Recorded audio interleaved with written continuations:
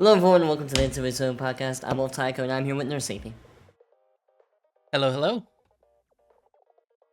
Yeah, today we are going to be talking about generally, because now that we're done with the instant name jam, we can look at just some of the most recent, Pokemon fan games that I looked at. Sorry, my brain isn't forming sentences correctly. I don't know. My brain is just, half off. But before recording, I went on EVExpo, looked at some of the recent threads of released games or games of development that have come out. Found some interesting ones for us to talk about. We're going to talk about that. We're going to be talking about the Summer Game Jam, which is starting in 4 days, and what we expect from it. And it's overall going to be a fun discussion about fan games. Yeah. There we go. First try. First try.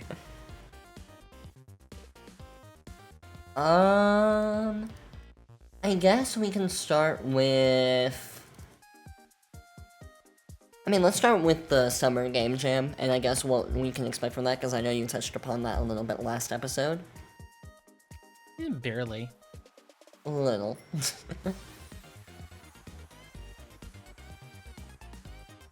So, all I really talked about was, what, it was the question that I answered was, what do you expect from this upcoming Summer Jam, which, all I said was, I would love some horror stuff, but I feel like it's going to depend on whether or not we get anything, it's going to depend on the theme, really. I feel like. A little. Because I also think you overestimate how much developers really take into account the theme. That's also fair. I think ultimately people will just come in wanting to make what they want to make, and then they will force feed the theme into it. Probably. And then sometimes there are happy little accidents where the theme just works in the idea you already have. Yeah.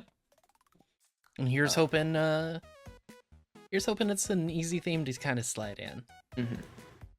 While also being interesting and not just Pokemon. Yeah. Still, give me the horror. Give me the horror, please. Yeah, for expectations, I think we're gonna get a Kenny game if I had to guess, because he didn't do the Spring Insert Name Jam. So it's now been a bit for him. So I would not be surprised if Kenny made a game. Yeah. The most likely, because I know he talked previously about, either doing different... oh god, it's been so long. But... actually, maybe not, because he's working on Far-Fetched Story 2, so he may just want to focus on that and, get that done, because he's been working on that for a while. I can see that. Yeah. But it can also just be, a nice break for him to be like, I've been working on this for a while, I'm just gonna, take my mind off it, work on something else, and in that case, probably be a somewhat smaller project and pretty different from ye old Pokemon fan game. Basically a completely different gameplay style is what I would imagine.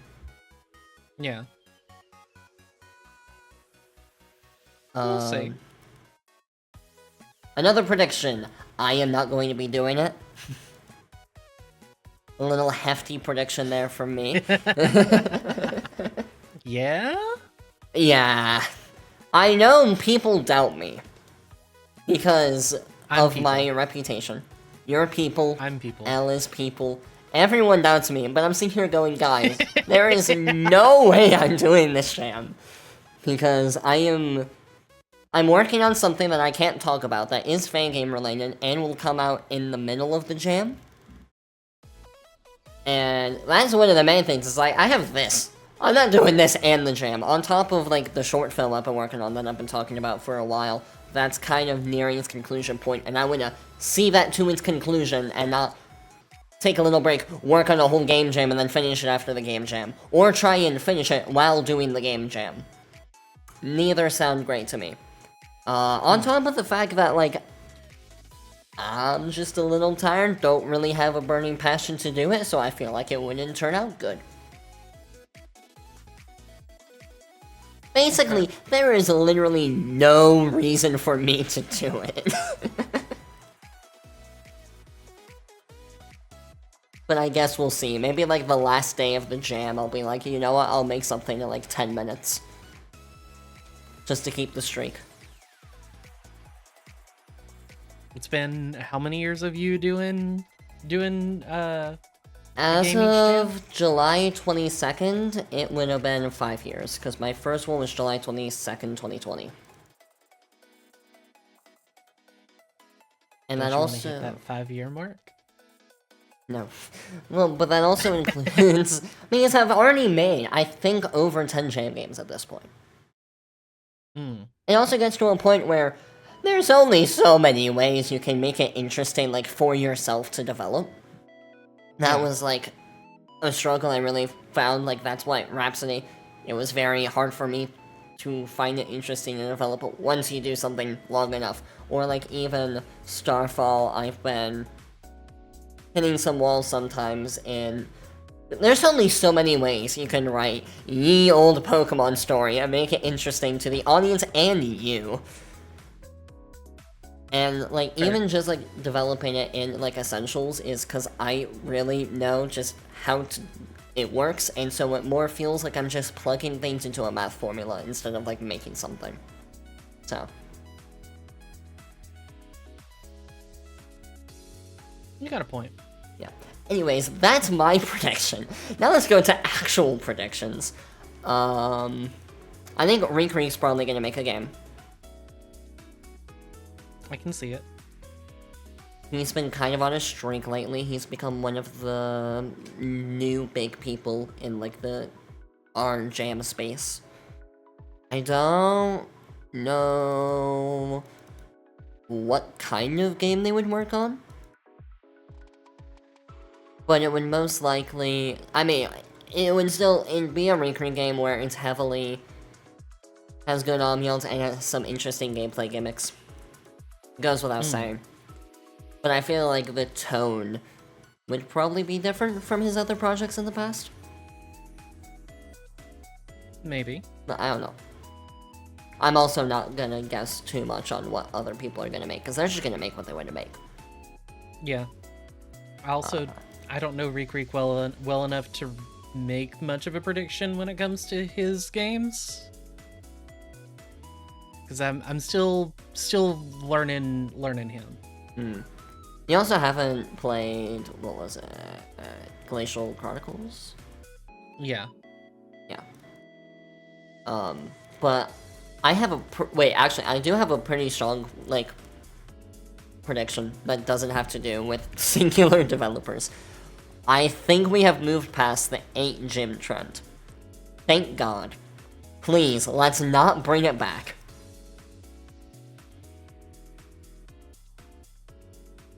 Especially because because I feel like in the community it's become less special than, like, the first times. Where it's like, oh, people can actually do this in that time period, that's cool. I feel like if people do it now, it's like, oh, yep, here's the 8 gym game. Yeah.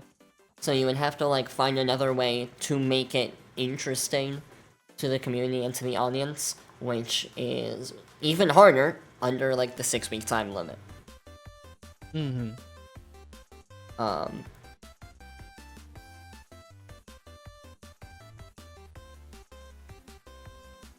So yeah, I think it's mostly gonna be... I don't know. I'm not sure where the, like, developer fan game community, at least at EV Expo, is headed, because EV Expo has really only had one proper game jam after the transition. Ooh, that's right. Yeah. I didn't think about that. And, like, there was also only... Like, already before that, the community was kind of shifting away from some, like, developers that were big stays in the jam, where it's like, oh, we know they're gonna be in the jam and they're gonna make this kind of thing.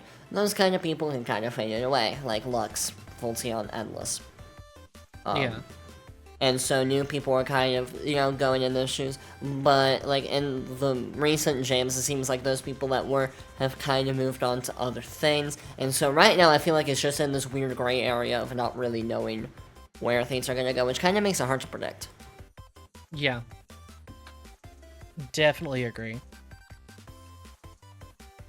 Like, I think Alterax looks to be someone who's gonna stay based off of how many jams they've done at this point in a row. Oh, yeah. Reek, most likely. Mm-hmm. Maybe we'll see another game from Never This Again. Most likely. Maybe they'll get a spotlight from an EV Expo game jam yet. Now, because they haven't yet. There we go. I skipped my sentences a bit there.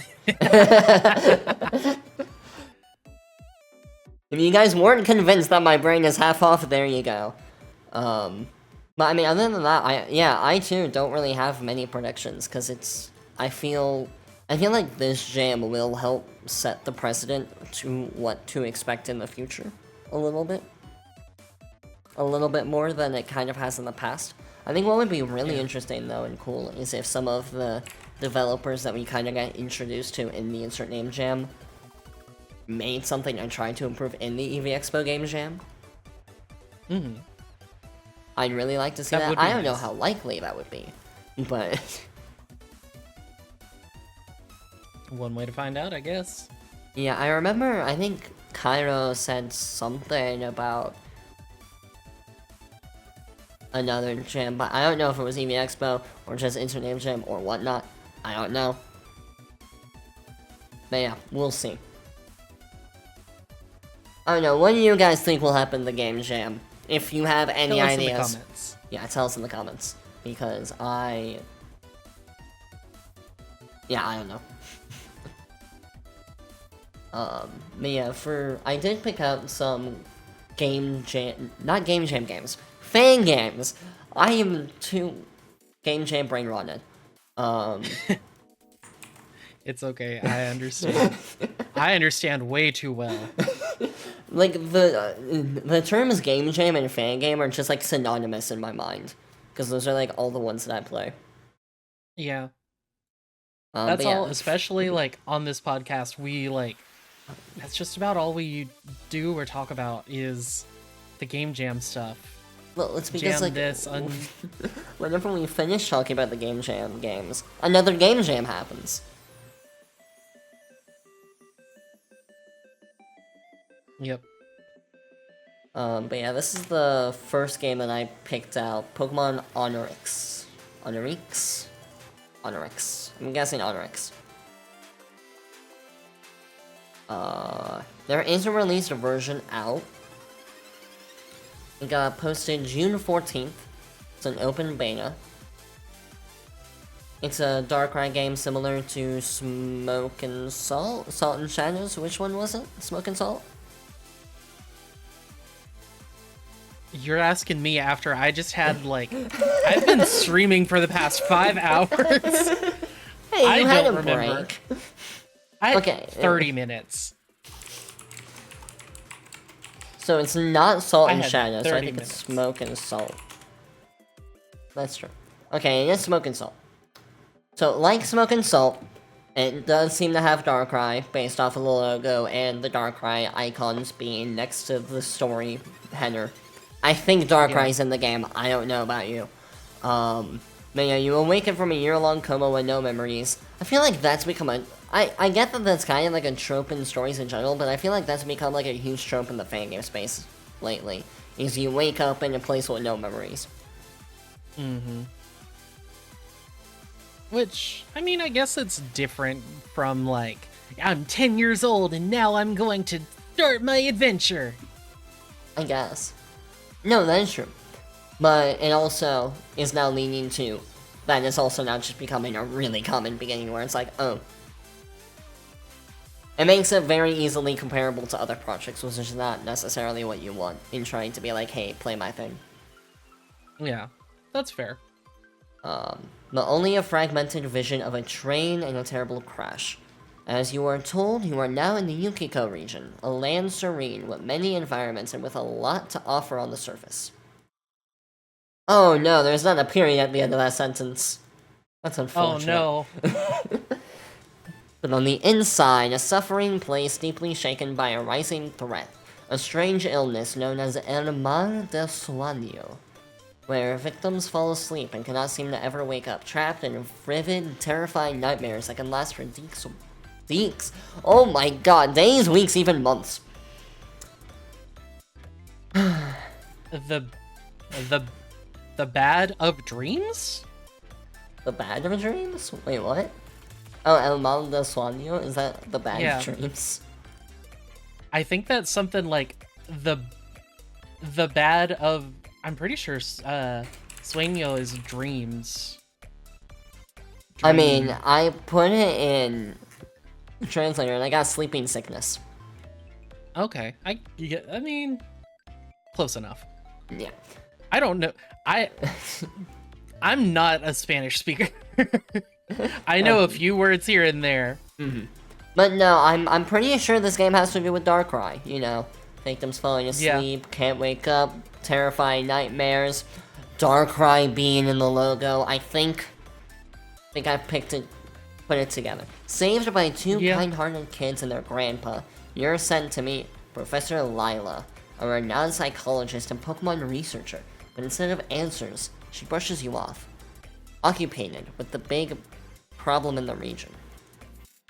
I'm gonna guess that's preoccupied? Or just occupied? I don't think I've ever heard occupied.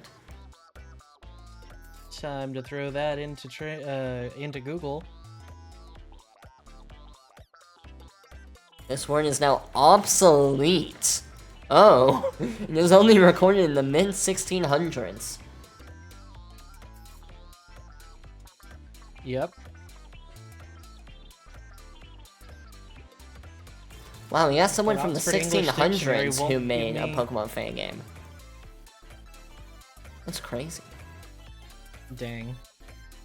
And desperate, you trick her and her assistant into giving you a Pokemon. You trick her? Why not? That's a very unlikable thing for a protagonist to do.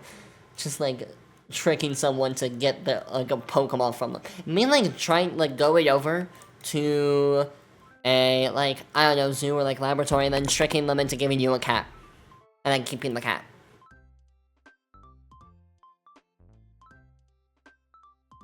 I mean, yeah, it's not great.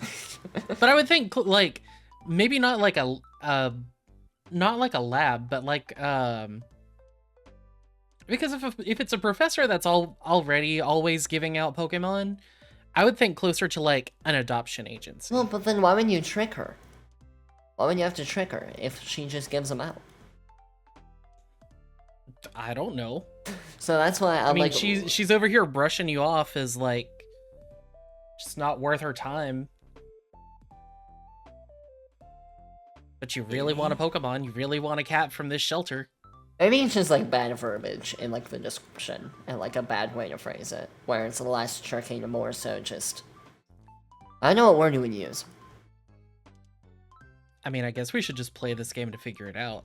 Maybe. But yeah, only for her to rope you into her investigation into the illness, with the promise that, if you help her find an end to all of it, she will help with the best she can to get all of your memories back. But danger lurks in both the waking world and the honoric one. And then, the synopsis is still going. A mysterious group calling themselves Team Letargo has begun operations across Yukiko. With unknown origins, their obsession seems to lie in the newly discovered honoric mineral. Strange glowing crystals of mysterious energy seemingly found only in this region. What exactly do they want them for? They appear to be the key to break the link in between the real world and the dream one. That can't be. Dreams are not real after all, right? Why do they want to control this realm? What are they trying to find in this unexplainable place? What does it have to do with the dark figure who visits your dreams? And most importantly, what dangers may appear if the delicate link in between those worlds were to be broken? I guess we'll find out. This is giving a little bit of some of desolation, And which also, isn't a bad thing. Yeah, the last part of the synopsis definitely interested me a lot more than the first part. Mm-hmm. And also, with the whole, like, worlds and, like, merging of, like, two different worlds, one being kind of related to the other and seen as not real, reminds me of... You haven't played this game, but it was made by me, Pokemon Split, which was about the real world and the reflection world. Mm-hmm. And it was entirely about that you are put into the reflection world, and the... God, it's been so long since I made the game. It was like 3 years ago. But I'm pretty sure, like, the villain was trying to merge the, like... No, I think it was in the prologue that I think they were destined to merge and needed to stop it. I don't remember. But there was something along those lines that reminded me of that. Hmm. Means we gotta play your own game back again. Dude, I'm not playing all the games I've made. It would take me maybe 24 hours, at least. I mean, I was thinking just the one, not all of them, but Well, why would I just do that one in particular? because you don't remember all of it. I don't remember a lot of them, Ethy. There's 11 of them. I'm not gonna remember them all. But yeah, and then we have some screenshots at the bottom where we see, like, Chaos Bringer, Zoroark. The screenshots. It does have overworld shadows. The one thing that I noticed is, one of the screenshots, it shows, like, a portrait of a person talking, which takes up half of the size of the screen. Yeah, that's It's a Like- big portrait. like I get it, but it can be a little smaller. It can be smaller, yes. And I think there was something else that brought my attention. Oh, right, in the cave. If you look at the top of the screenshot, I don't know how this happened, but, like, the cave walls is on top of the people's heads. Like, you don't see the top of the people's heads. Oh no. Oh no. Oh no. Maybe that's like maybe it's supposed to be like that. Like it's an underpassage. We can hope. Even if it might not be. Oh, wait, I didn't realize. So this explains some of the grammatical mistakes a little bit, on top of some of the weird verbiage with, like, tricking. This is not written in English. This is a Spanish fan game. Some of the system English language is in English, but it's not, like, fully... The dialogue isn't in English yet, but it is in the works. Ah.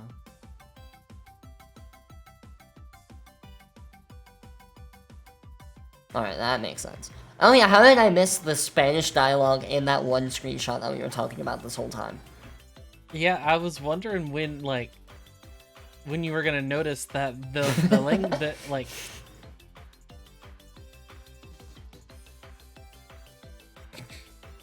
I don't know. I mean, a couple like the big one that was like the Chaos Bringer Zoroark. Okay, yeah, that's all in English, sure. Yeah, and also, like, the bag that's in the top right, that's in English. Yeah. And the top left with, like, the Pokemon summary, that's in English. So I just saw those three, and I'm like, okay, this is English. Mm-hmm. Nope. It's hilarious how the human brain works, where it's like, oh yeah, this is totally all in English, and then you finally pay attention, it's like, these aren't words that I know. Yeah. So, unless we get a fluent Spanish speaker with us when we play this, I don't think we can play this yet. I got you. You got me? Yeah. Sweet. Legit, I got you. We can get a native Spanish speaker. Alright. Well, and also if we look at some of the top screenshots next to, especially like Nightmare Pokemon revealed, some of those screenshots look interesting. Especially like what looks to be probably the Chaos Bringer Zoroark, if I had to guess. With like a big boss HP bar that goes across the whole screen. Yeah, that's gonna be terrifying. And like all like the black hands coming from underneath the ground. Mm-hmm. The only thing that somewhat worries me, slightly, is the line rediscover Shadow Pokemon from Coliseum XD games with a new, fresh, and edgy coat of paint. Yeah, that's... yeah. Yeah. That'll be fun. So while it could, like, doing a darker, more mature Pokemon game, I have no problems with. I have made one. Yeah.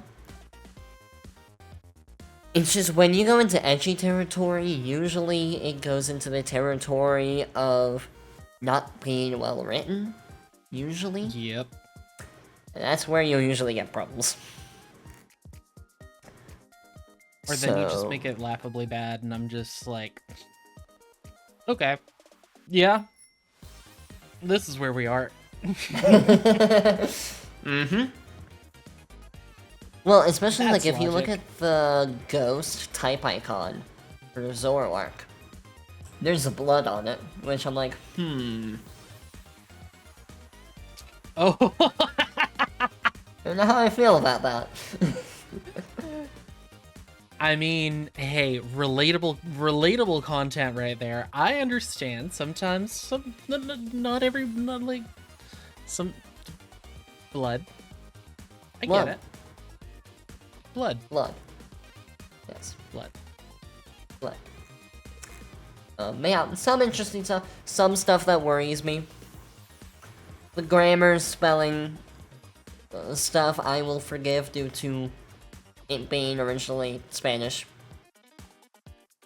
Yeah. So that's not as much of a worry anymore. More the edgy parts worry me, along with some of the mapping quality, somewhat. From what we see, doesn't inspire a lot of confidence at the moment. There's one screenshot that looks fine. Yeah, another one looks okay. It's mainly the cave that I'm like, Yeah, the cave's the only one that makes me a little, you know, sometimes style error happens. That's a vocabulary word. What, trepidatious? Yes. I mean, it's not a common word, but I don't think it's like... That's a 4-syllable word, friend.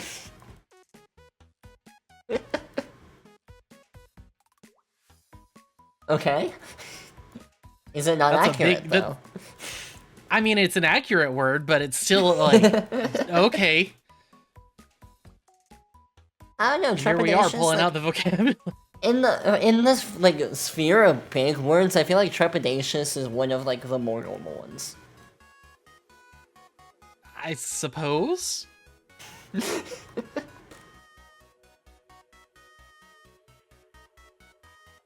But yeah, I'll send you the link for another one I found. This next one we're gonna talk about has a released version. Let me make sure it's English. Okay, I say English dialogue. Okay. Promising. Though there was also English dialogue on the other thread for, like, the battle scenes. So, I don't know.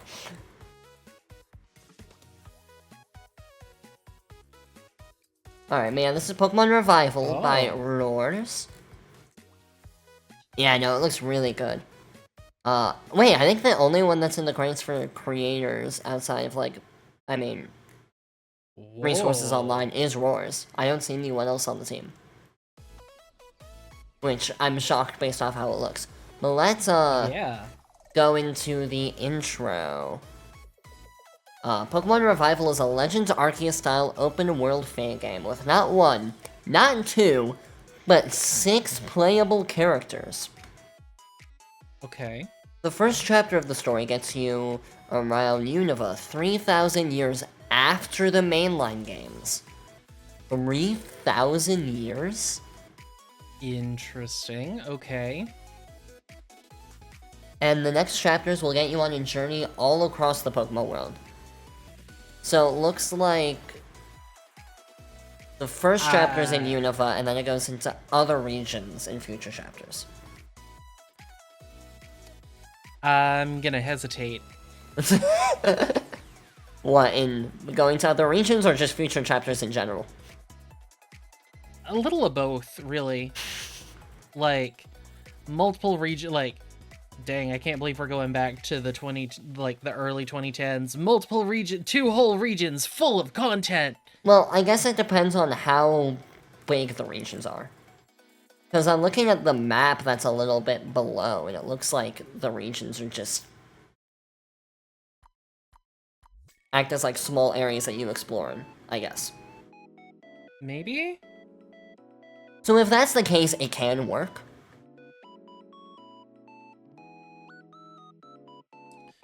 It's a lot of... like...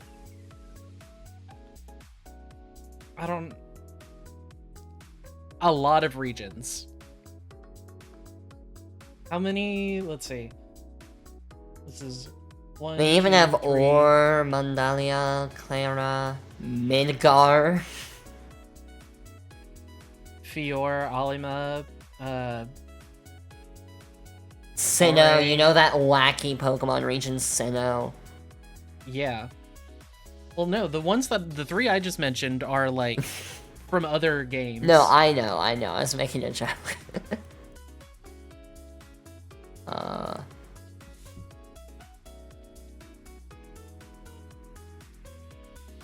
Interesting how they're all placed out. Anyways, I'm gonna keep reading the description. This fan game has an open world structure similar to Pokemon Legends Arceus, where areas unlock as you progress with the story. So yeah, I think each region X more is like an area that gets unlocked, and it's not like a big region each with like 20 towns. Every character has a unique ability to remove obstacles. And the story does not revolve around gym battles. There you go. We are one happy camper.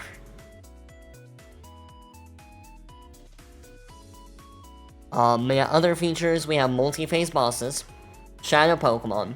I mean, that's been another, not huge trend, but somewhat of a trend in fan games, is shadow Pokemon. One that or at least in previous versions of Essentials, were very hit or miss.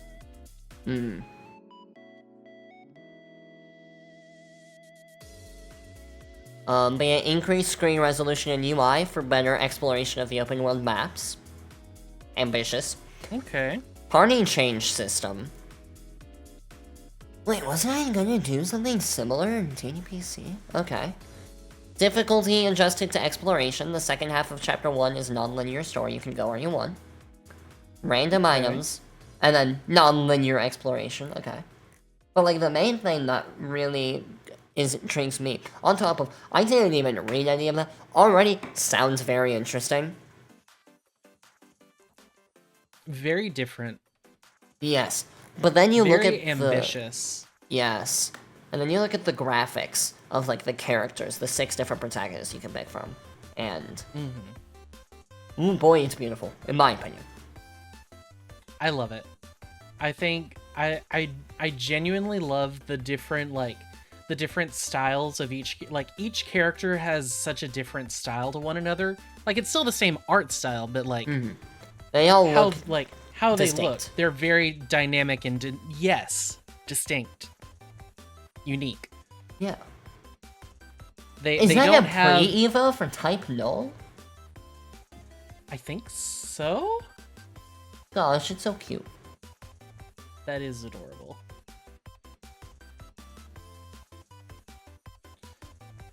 But yeah, everyone has such a unique feel to them that, like, you get a vibe for their personalities, and especially like their partner Pokemon kind of matches the vibe that they're going for.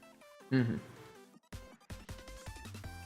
And it also looks like I can tell one of the characters is a descendant of Blue. The other ones are less obvious if they're supposed to be descendants. Because except Malenica Stone, I'm guessing that's Steven Stone. I don't see it as much in the design, but just off of name. Yeah, based off the name, yeah, I can see that. I see where that character looks like he'd be. Wait, is this a Link? Link. Oh. No, I don't think Link is in no, this game. No, there's a link next to their names. And if you click it, it just takes you back to the same character that you're looking at. It makes sense, totally. Vizo Zachary? Yeah, don't know what you would be a descendant for. Besides Stratford. I mean, based off the fact of having type null, would make me think Lanion, but their design doesn't really scream that, but I don't know. It's also been 3,000 years. Yeah. A lot can change with everything in 3,000 years. I love Vizo Zachary's description. Pokemon the Treasure Hunter! He travels around with his Pikachu in search of a relic sent to bring his memories back. Just the Treasure Hunter. Oh no, that's funny to me. So we have a Pokemon Treasure Hunter. Mm-hmm. A girl with an ability to talk to Pokemon. A Pokemon researcher. Left everything behind to save one Pokemon. An outlaw who leads Team Sigma. That's a name for a team, alright. Yep. And we have someone who is traveling around the world for the strongest Pokemon. Yep, that's a Pokemon character. And a loyal knight. An involuntary clown. Damn. Just like one of my friends that I'm not gonna name him.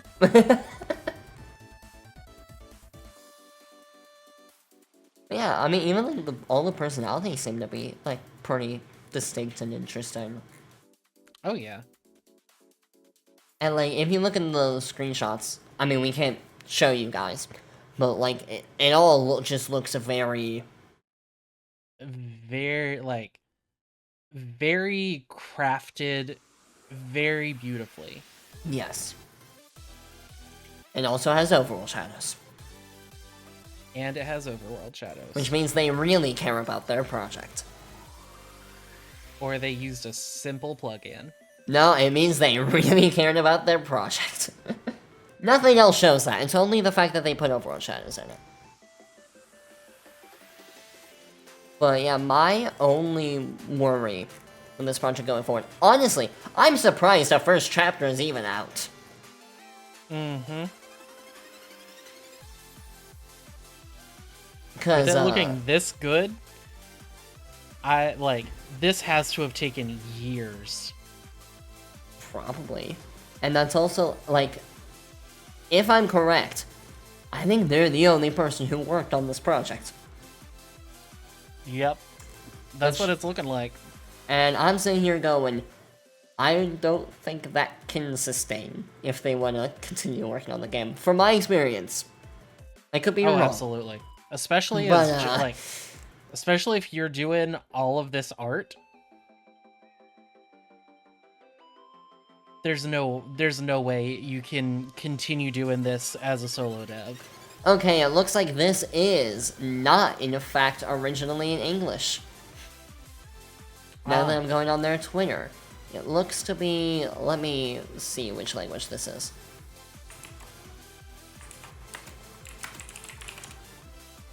Spanish. So it is originally it's right Spanish. It's right there in the it's right in the Twitter bio. Pokemon Revival can game dev, open world, multiple protagonist and region, Espanol / English. Okay. Well, I just saw English and then moved all of my life. So instead, I Wait, let me look at this post.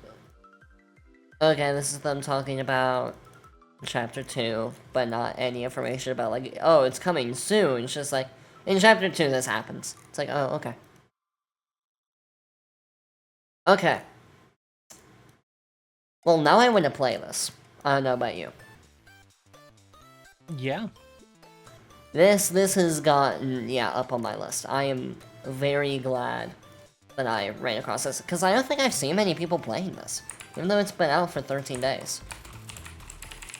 Let me see. Okay, Volty made a video on it, but that doesn't surprise me. Nope.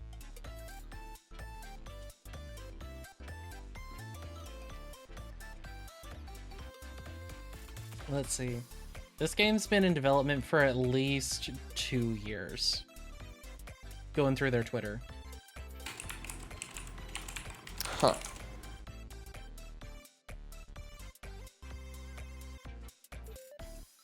So, we'll see. I've got high hopes for it. Same here. I'm gonna go and hit the download link button. I'm gonna bookmark it for later. Alright. So the next I'll bookmark game... both of them. Hmm? Gonna bookmark both of these games for later. Alright, the next game I ran across was this game, Pokemon Independence: Secrets of the First Ones by Clockstops. First of all, I love the name Clockstops. Ooh! Yeah, so this is a Gen 3 game. Oh! And a pretty good Gen 3 looking game at that, except for one screenshot which looks a little barren, but I'll accept it with all the other screenshots. I'm gonna start reading off the description. The story is... oh, baby. I'm sorry, I found a baby. Okay, go ahead. So, the story is set in the United Cities of Minto, also known as the Minto region.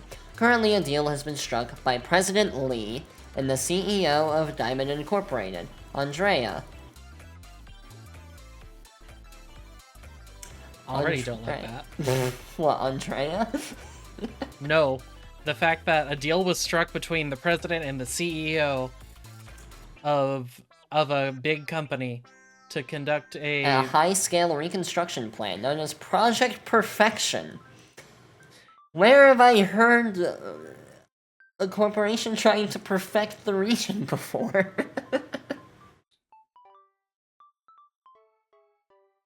I will turn we haven't talked about Legend ZA in a minute. Well, there also hasn't been anything about ZA. Yeah, but the joke is how, like, that's kind of similar to what they're doing with ZA is the reconstruction of the rebeautification. Yeah, to make it more tech-based. Mm-hmm. Where Pokemon will be given the same rights as humans. Interesting. Well, more with the literal term of Project Perfection. I was making a joke with, like, abstract. Oh. Yeah. The Minto region, first introduced in Let's Go Shinx Riolu. Spodomene and famous... What?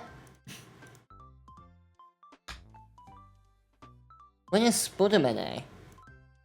I cannot be saying that right. Also, Spudumene? I have no idea.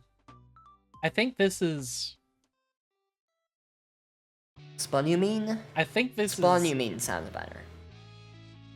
Let's see.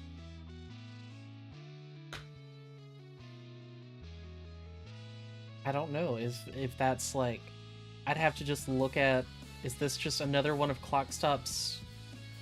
Is that a bunch of Clockstop's games? Who knows? Let's see.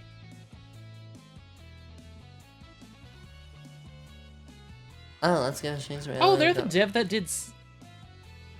Hmm? They're the dev that did Simple. They did Pokemon Simple. A game that I played not too long ago that Actually, I think it was like start of 24. It was cute. It was just a simple, fun, cute little game. Nothing crazy. But yeah, it looks like Famous is another one of their games that they've released. So I take it Famous and the one you mean that we Let's Go can't Shinsen pronounce. Ryomu. And that one.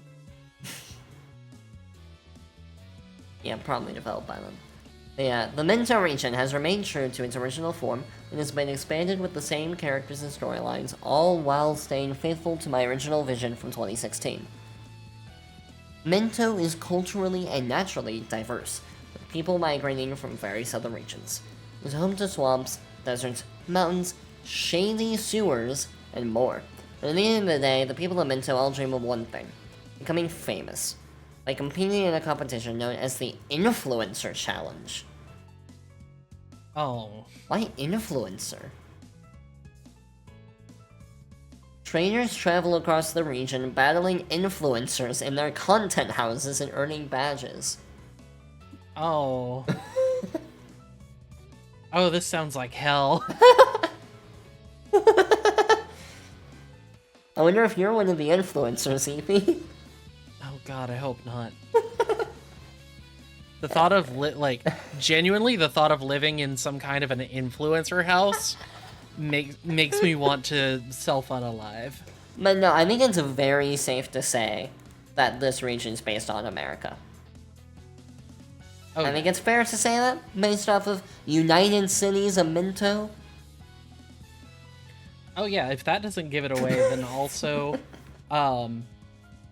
when you look at the region for Famous, it is the United Cities of Americano.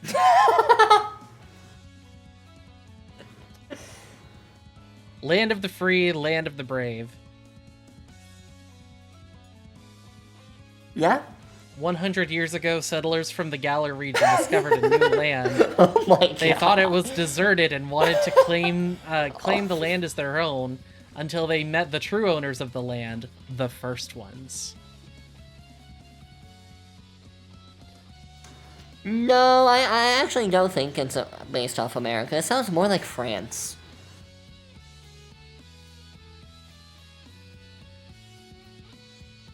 You know, France is known for their influencers. Yeah? Yeah, by Please name three French influencers right now. I'm not French, I'll be that I won't gatekeeper. know. By collecting 8 badges, they qualify for the Celebrity Cup, a prestigious tournament where they face off against celebrities and top influencers in hopes of winning it all and becoming an A-list celebrity. I'm sorry, but just the terminology, seeing influencers in content houses, I'm literally laughing so I'm starting to, cry.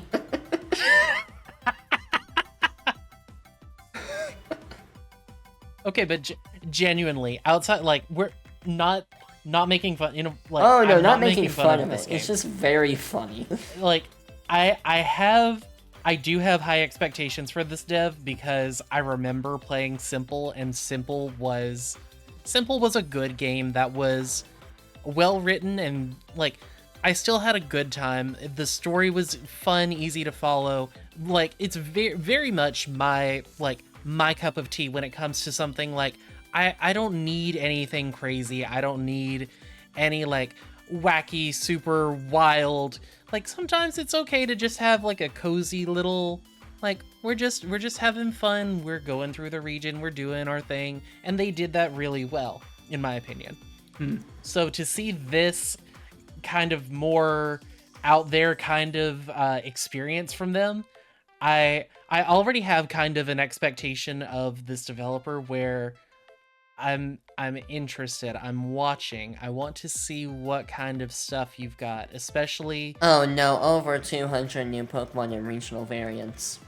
Especially 200 regional variants and just 200 Fakemon, which, so far, I'm gonna say passes the Blulu test. they pass the Blulu test, which is a win to me. There's also only one regional variant that we've seen in the screenshots. I didn't see on Mask. I mean, look, we've got two so far. We're taking what we can Wait, get. where's the second? There's the Hoot Hoot and then the Yamask. Hoo-hoo. Oh, that is Hoo-hoo. So I just saw the Ion Roton and went, okay. Interesting. It's literally like 2 pixels down. Shh. And they've got a little guy named Vampy, and he looks adorable, and I want 12 of them. If you guys can't tell, Vampy is a bat. I know, it's gonna shock everyone. It's gonna shock everyone. Like, I just want a little one of those, just perch it on my shoulder. But yeah, and we'll be the bestest of friends. Out of the 3 starters, my favorite's probably B-Vibe, which is like a water beaver. Beaver. A water beaver. Fair. Fondle is fine, but it's kind of just looks like I hate that its name is Fondle. I didn't realize that. But yeah, it just looks That's why I'm gonna say Cuburn's my fave. Just so I'm not even paying attention to Fondle. But yeah, the grass starter kind of just looks like a green fawn, so it doesn't look too interesting to me.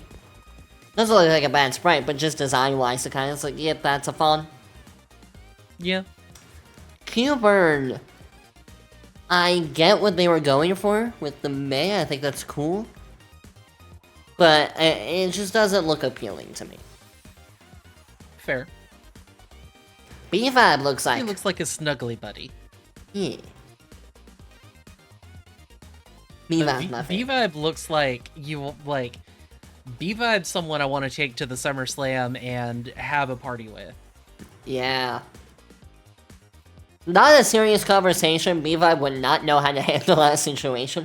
But you know, if it's partying time, B-Vibe's the vibe. Oh yeah. So yeah, this also looks interesting. Yeah, I'm genuinely about to put this on the list, even though I was sitting here telling some of my friends the other day, I'm so sick of Pokemon fan games right now. And that's not a statement about fan games. How that is a dare statement you, about Ethan? my mental headspace with just...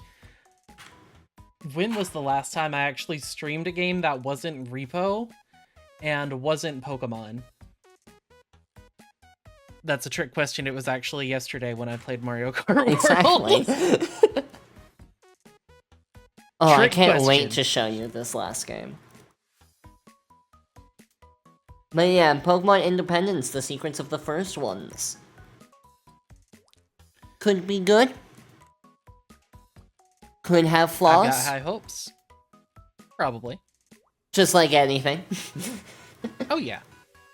I don't know if I'll play it just because of my time, and I don't play fan games in general, really. I know, kill me now on the spot. Nah, this is on the list. This is on my list. Yeah, that's fair. I'm excited to see you play it. Oh my god, is there... Huh? You had me at Vampy. That's fair. Alright, and I'll link you this next one. You've played this game, so I guess you can talk about your thoughts on it. It's Pokemon Golurk Rising by Radical Raptor. Good old Radical Raptor. Absolutely an amazing friend, amazing on a personal level. Mm. Just if you get to know Radical Raptor as a person, he's so chaotic, and it doesn't his personal chaos doesn't really come through in his development. He's doing a good job so far of Golurk Rising, where it's, and yes, this game is a revisit, a rebrand, reskin. What's the word? A refresh of.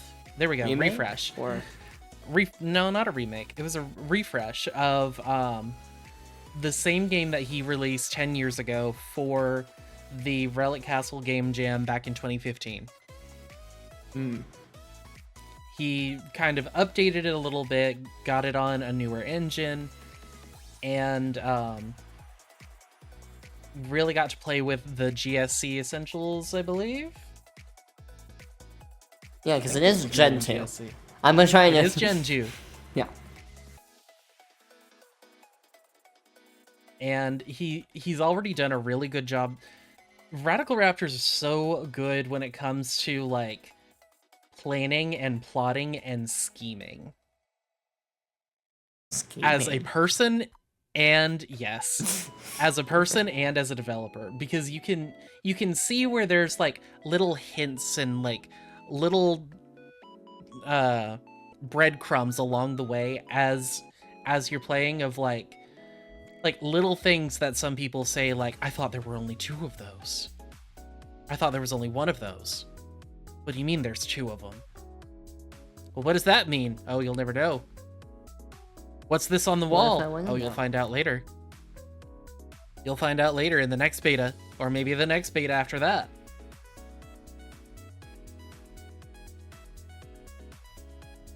And then stuff like the prophecies were true after all. And sometimes just some silly stuff as well. Like there's a guy who's like, yeah, life is hard. My basement's flooded. And then you go into his house and you can go into the basement and yep, that's flooded. But then if you talk to him again, also characters that have multiple lines of dialogue, which is really nice. Like if you talk to the same guy whose basement's flooded, if you talk to him again, that's it. Baby, beachfront property. Nothing's better than that.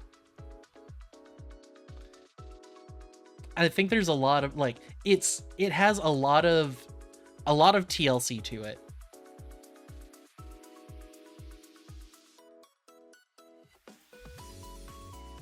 And again, just Radical Raptor is such an interesting such an interesting person and an amazing friend. Like I'll sit here and sing his praises all day long if I have to. I'll tell you about the time he went to the dentist sometime later. Alright then, I don't know if I should be scared about that or not. You should be. Okay. I mean, I have high expectations for crazy stories. This is a game that definitely I do believe might actually be able to meet or exceed those expectations. I was more talking about the dentist thing, but sure. Oh, that too. Trust me, if you need chaos or something crazy or wild to understand this man, let me tell you the story about when he went to the dentist. Oh, no. So the next game. I'm gonna look this up and make sure. Okay, well, we have Gothic Rising. That was originally English. But I feel bad because I feel like most of the games haven't been. So I'm gonna check this. I do not see a Twitter. I am just gonna hope. Yeah, this game is called Pokemon Echo by Figgy Berries. It's another fun name, Figgy Berries. Figgy Berries, indeed. Oh. Okay, I see you. I see very you. good looking. Welcome to the Nissan region, a vibrant land shaped by innovation, ancient mysteries, and hidden wonders. In Pokemon Echo, you join Professor Pallas as their assistant, exploring sprawling routes, forgotten temples, and long-lost settlements teeming with rare Pokemon. Rather than focusing on the Gym Challenge, your journey emphasizes archaeological discovery, solving puzzles in temple dungeons, connecting with locals, and piecing together nice incident past. Now, this isn't released yet. This is one thread that I found that's not released. But it is a work in progress. And it looks great. Beautiful. The overworld is just gorgeous. Stunning.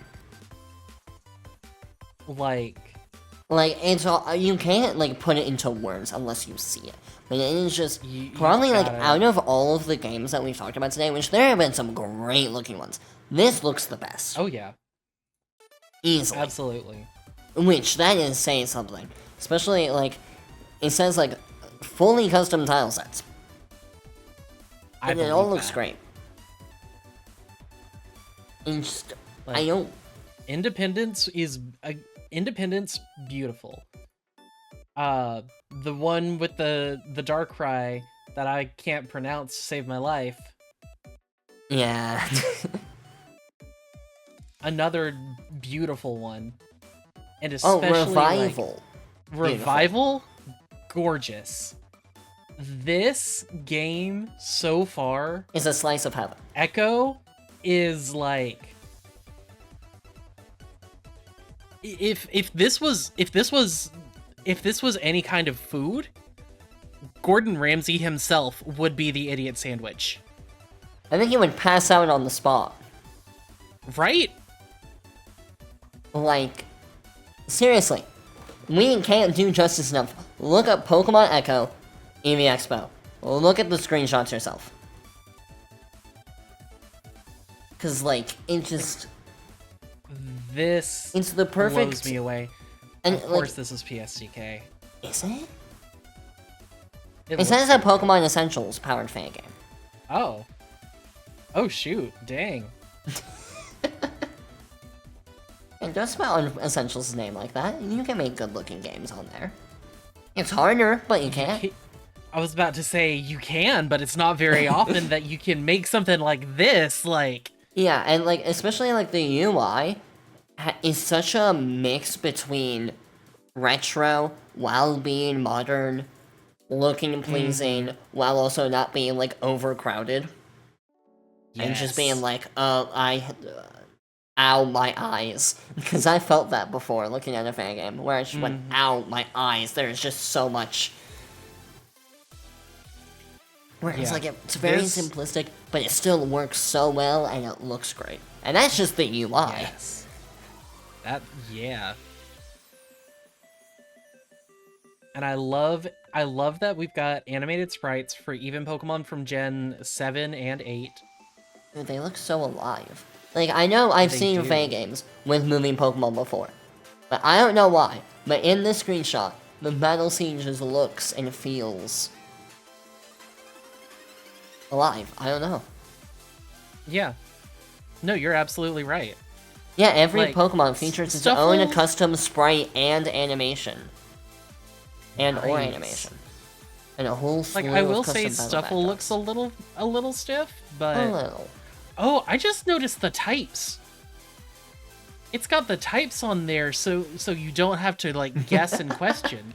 But it's not horrendous. No, it's not, like, taking up half of the box. It's just, like, a little circle. It's just a little circle with, like, pretty clear and concise, like, okay, I can gather that's flying, that's fighting, that's fire, that's water and poison, easy.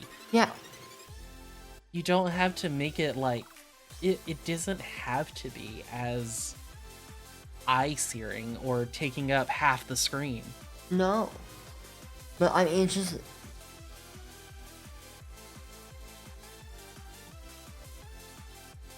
Like, this is probably my favorite so far of the night. Because it just... Oh, yeah. I mean, we don't know anything about the story, which I will care about. I mean, we know a little bit. Of I mean, course. we know more about the gameplay and about how it focuses more on archaeological discovery than the gym challenge, which is interesting. Yeah. And we know it, like, you piece together Nison's hidden past. But we really don't know much. Mainly because there's not even a single, like, version or, like, demo out yet. Unfortunately. Not yet. But when it does, oh, this is gonna be good. Especially, they've got a non-binary player. You can play as a non-binary character. Instant 10 out of 10.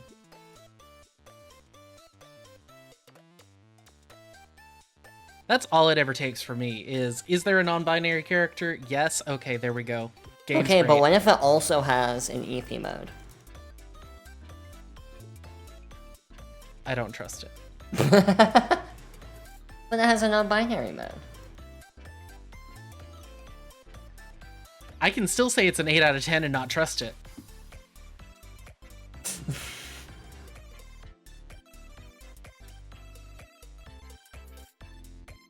But yeah, looking at like the contributors and resources, it looks like they're using automatic level scaling, and I think it's the same. Yeah, it's the same plugin that we use for Abstract.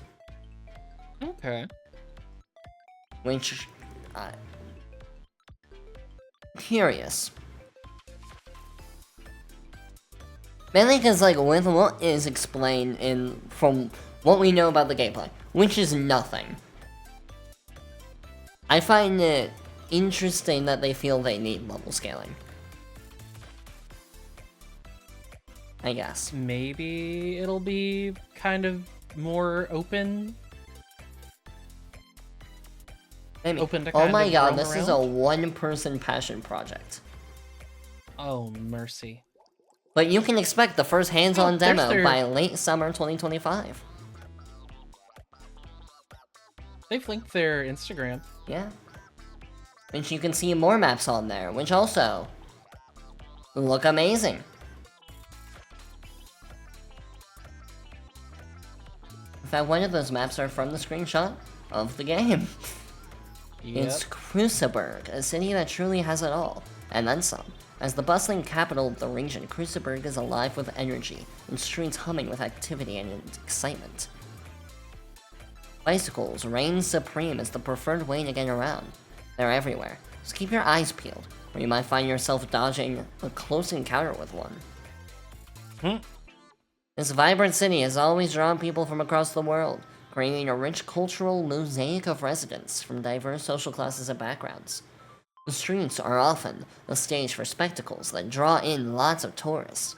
Some locals say there are too many visitors these days, sparking some tensions beneath the surface. Landmarks are okay, and then yeah, even more information about Cruciburg.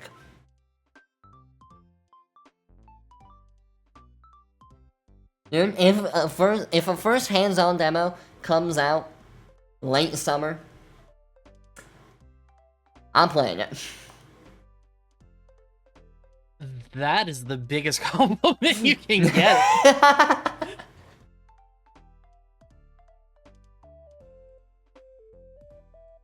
Because this 4 overworld sprite pack. This has my attention. Oh yeah.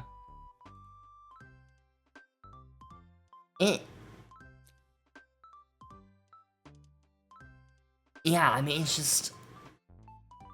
I sadly don't see a world with how things currently stand and how it's being developed that this does get finished, personally. With my knowledge of how fan games kind of go. Some of the most beautiful fan games end up not getting finished or end up... you just get, Especially like- with, well, but honestly, I feel like small developer teams somewhat better luck than like a small, sometimes. Because when you get to groups of people, you open up a lot more potential things that can go wrong, but also potential speed up development time. Mainly because the thing is that can happen with teams sometimes, is you get a group of people together that are all like, oh yeah, I can do this, and then you broaden up the scope of the project because people say they can do stuff, and then they end up not doing it. And so now you got this big scope because you were told that you can do this, and then people don't deliver. Yep. Where compared to if you just did it by yourself at the beginning, you know the scope, you can reasonably do it, and do it at that scope. Fair. But I still feel like with this project and how it looks, maybe a second person or a third person would probably help it more realistically get finished. But also, this is their project. Yeah. But that's my 2 cents as someone who's done this for 5 years. I haven't read the additional information. Pokemon Echo is a solo fan-made tribute that blends the franchise's familiar charm with modern storytelling influences, from The Legend of Zelda to Xenoblade Chronicles and Earthbound. It seeks to engage seasoned players, craving deeper narrative layers, while preserving the series' family-friendly spirit. Stay tuned for... Okay, give me your money. No. No. No. Take my money. There we go. Other way around. I was about to say... Not give me your money. I was about to say, what? Take my money. If what they said is true, with deeper narrative layers, and preserving the series' family-friendly spirit, yes, please. That's also big words to say, compared to executing that. Huge. Yeah. So we'll see. But like I said, high hopes. Very high hopes. I'm looking forward to seeing it. Alright, now I feel bad for the next game we're talking about, because we're just gonna... Because it's not gonna go up to that level. Unfortunately. But this game is completely released. So this is one that we can play. Compared to Echo, sadly. It's Pokemon Awakening. You have to go into the spoiler name scans to see any screenshots. This is another Spanish fan game, I believe. Let me double check that, though.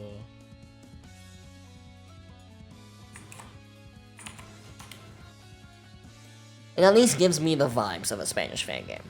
I'll put it that way. Okay, on Twitter I see Pokemon Awakening English version. So it looks like there's a yeah. Yeah, I opened the updated official download, I clicked that, and the first thing I saw is Pokemon Awakening, Descarga Disponible. Oh, and then we got the English version's Chinese version. Interesting. No. It's a little unfair to put this after Echo. I wouldn't have done it before Echo, but I found this after we're already starting to talk about Echo, so... Oh no. But in this game, even though it doesn't look as good as Echo, that is... I mean, that's... You know how high we were talking about Echo, that's not a bad thing.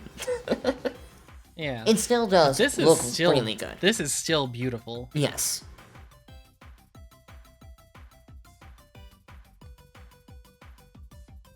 I also love incredible. All the little, like, cutscene images there seem to be. Yeah. That's very interesting, Yoshi-Marion. The one screenshot that, like, intrigues me the most with how it looks is that one castle that's all black with white outlines. Yes! That screenshot intrigues me the most, and it's like, yes. Along with this, like, white palace with, like, platforms that you, like, jump on, it looks like. Yeah. Simple. Looks like it's gonna be, but looks nice. Because it's also a location I feel like I don't see much in Fae games, compared to, like, the screenshot right left of it. It's like, oh, here's your, like, cliffs with the bridge over the lake. It's like, yep, this is your Pokemon route location. Versus, like, that white temple building you don't really see very often. Yeah. So I do appreciate it. Yeah. Let's see what the synopsis is. I don't know how to say that first word. Weirfall Village is a peculiar place where certain idols that hold very important secrets from the past are kept safe.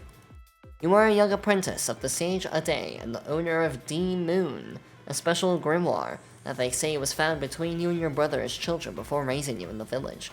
One day, D Moon begins to react strongly near a waterfall north of the village, as if he felt a call coming from within. And that was only the beginning of an adventure. Experience the journey of the hero who defied his destiny and was blessed by the gods. Fly side by side with your Pokemon and meet Pixie, a guardian fairy, who will accompany you on this adventure full of fantasy and diverse emotions. Discover the secrets that D Moon keeps, and go in search of your village's treasures before it's too late. Will order be your conviction, or will you succumb to chaos?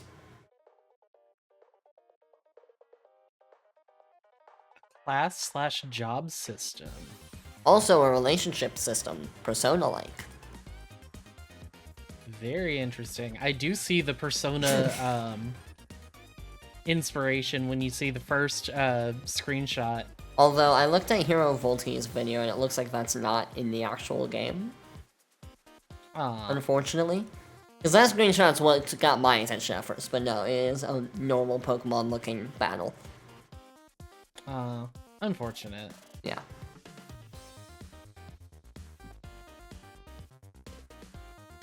Very unfortunate, but still looks good. Oh yeah. I will say, where it says special events crossovers. Yeah, I don't know what that means. That makes me hesitate. That makes me hesitate that it's gonna be like, oh, I'm in the middle of my journey, and then Joker from Persona shows up. Or, oh hey, there's just Digimon here now. Sorry, Al. Yeah. But there's just Digimon here now. I thought you were gonna say, sorry, Atomic Reactor. Also Atomic Reactor. Sorry, all 3 Digimon fans watching us.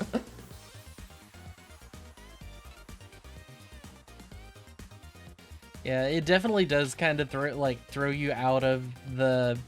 It throws you out when, yeah, it throws you out of the experience when suddenly you're in the middle of everything, and then suddenly, oh, there's just Digimon. Am I supposed to know this guy? Just a random Digimon suddenly. Suddenly, this guy from a thing I've only heard of once is here. Oh, Sans Undertale showed up and is flossing on screen. Damn. I wish that was an actual example and not just something I made up. That would be wild to see. Especially right there in that black and white castle. I could see it too. Just Sans just walking on screen. Just start flossing. Yep. And then he just disappears. Yeah. There's nothing else. Yeah. There doesn't have to be anything else. Just Sans Undertale just shows up, flosses for a second, and then vanishes. There's no explanation. The character asks someone about it and says, "What are you talking about? Are you okay?" And then it's never brought up again. Like all good crossovers. Yeah. Another small concern with the last batch of screenshots for Beta 4. It looks like one of the cutscene images are 2 characters dueling with what looks to be, like, lightsabers. Yeah, that'll be something to see.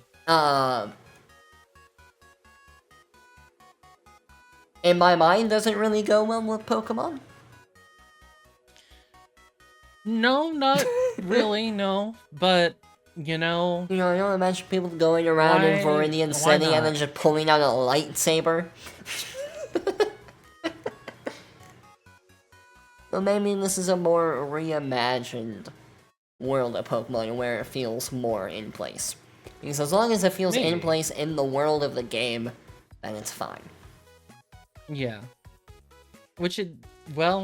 I would say some of it has kind of, like, the Beta 3 artwork makes me think, okay, it's got kind of a, like, more medieval kind of vibes. So... Medieval is not lightsaber, Ethy. Like, it could be like fantasy, like fantasy yeah. medieval. Well, especially Where with it's at like- the beginning where it talks about, like, we have Pixie, a guardian fairy who accompanies you on this adventure. Then we also Yeah. have, wasn't there mention of, yeah, the hero who was blessed by the gods. So I kind of already gathered that from the synopsis, that it is kind of that way. So Yeah, that's why I'm so- like, if it fits in the world of the game, then sure. Yeah, we'll see. Also want to know who this handsome gentleman is that's showing up on the left. In the Beta 3 screenshots, The Beta 4 screenshot. I think he's just the protagonist. The guy wearing, like, white. Is he? Maybe? Yeah, because if you look at the running sprites, I think they know that's okay. darker. Maybe. It's hard to tell. Maybe? I guess we'll have to just play it and find out. Yeah. But no, I mean, it does. Whoa.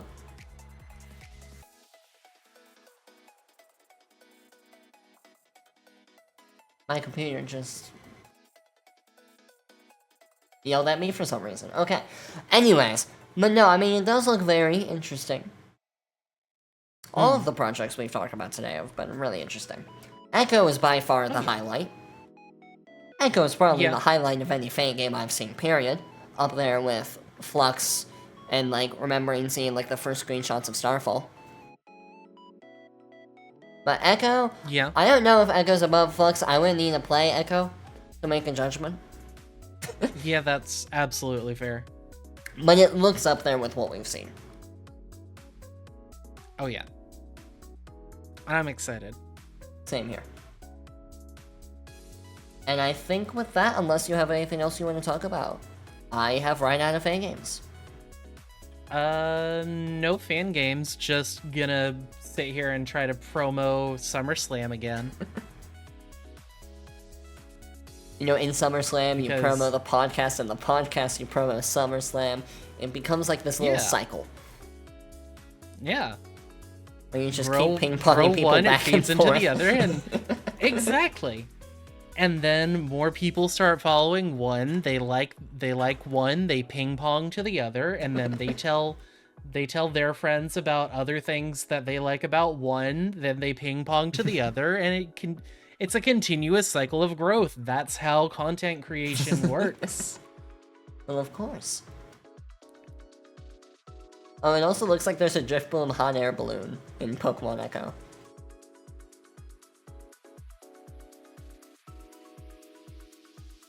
Hot air balloon. It's in the bottom left screenshot. Oh, that is a hot air balloon. Yeah. I just thought it was a Drifblim hanging out. Maybe it is a Driftbloom attached to a basket. Maybe. That would also make sense. Yeah. But no, if any of these games interested you, I will most likely try and put the links for them in the description below, since I have all the links. And next Heck yeah. week, we'll be talking about probably some of the Summer Jam games, because we'll probably be seeing some of what the people have started to work on, because next time we record, it will have begun. Yep. That's so wild to think about. Yeah, I can't believe we're like that close to a beginning. We're that close. It feel like I know it's the middle of summer already. I'm summer slamming right now, but like it I don't know. Sometimes summer like I think it also The is Summer partially Jam? the insert name jam that took over the winter spot started later, which now feels like, what, it's already the summer one? But the last one just ended. yeah, So that also probably doesn't help. that's probably what it is.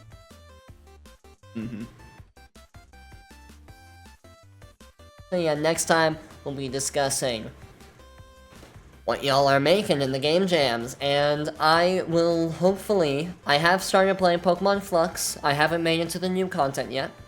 So once I get to the new content, I'll let y'all know what I'm thinking. But right now what I'm thinking is, Ethan, you definitely need to play it. I'll get to it. You know, in your ever-expansive list of things that you need to play, which has grown a lot just today. Just today, yeah. Yeah, you know, you're welcome for that. Thanks. Yeah, next... Like I was saying after the EV Expo, I'm gonna have to just start recording, or like I need to start making money with this so I can start, like, I can quit my job and record more. Record more, stream more, something. You just need to find one very wealthy audience member that will support you enough that you can just live off of their donations and then just play Pokemon fan games. A sugar daddy. Or a sugar mama. Yeah. Basically. If there are any sugar parents out there, glucose guardians out there, I'm available to be sugared, I guess, if that means I'm making more content. Oh my gosh. I mean, it's one way to, you know, jumpstart your content creator career, is just live off of one person who just really wants to see you do more content. Yeah, if I guess.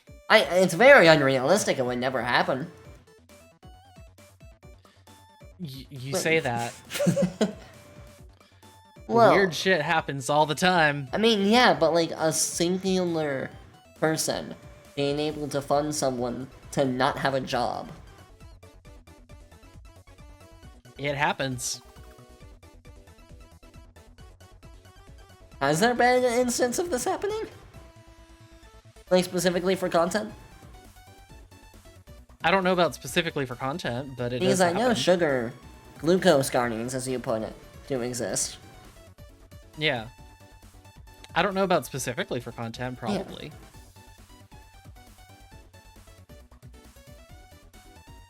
You know, I just had an idea for a story, Ethan. Not a good one, but an idea for a story. Oh no. Oh no. We should end this. We should end this episode. We should, before we go even further in the, Yep. the darkness. Yep. So yeah, if you do have at least a couple of dollars, hey, the SummerSlam's still going on this weekend. Stop by my streams if you can. Donate. For a good cause. Yeah. And that cause is not EP's pockets. Nope. But that is also a good cause. If you're well off Yep. enough. I mean, support yourself first. Yeah. So yeah, we will see you guys Yeah, that's it for us. Yeah. We will see you guys next week for the Game Jam games being started to be made. And more fan game stuff. So if you're interested in hearing more about Pokemon fan games and our thoughts, check us out. Stay tuned. Yeah. So yeah, see you all Bye. next week.